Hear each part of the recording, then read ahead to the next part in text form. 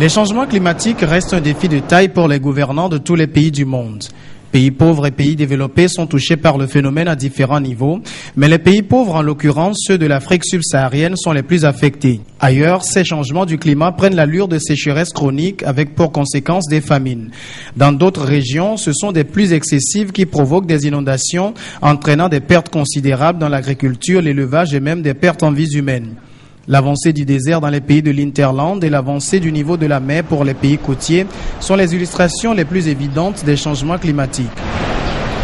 Limiter les ravages des changements climatiques, sinon les réduire considérablement, c'est l'objectif de cet atelier sous-régional qui regroupe les acteurs de la société civile de l'Afrique de l'Ouest.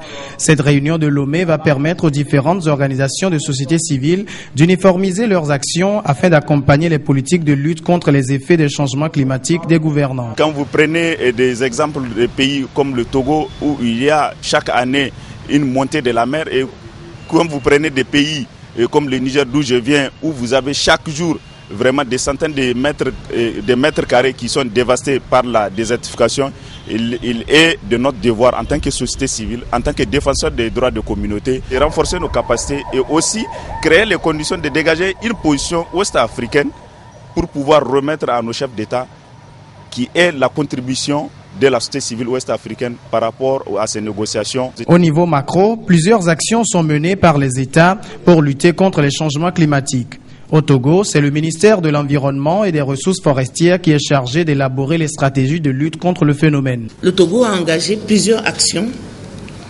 pour renforcer l'adaptation au changement climatique. À travers notre Institut de recherche agricole, il y a eu une création de variétés assez courtes et aussi l'encadrement des producteurs pour ces semences améliorées afin d'accroître le rendement des paysans et de réduire les pertes liées à ces cultures.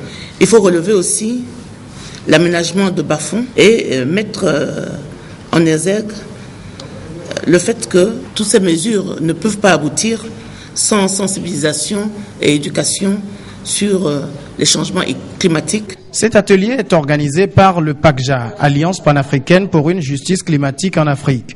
Pendant ces 2 jours, les participants vont non seulement renforcer leurs capacités, mais aussi réfléchir sur l'agenda du développement durable des OMD post-2015. Merci beaucoup.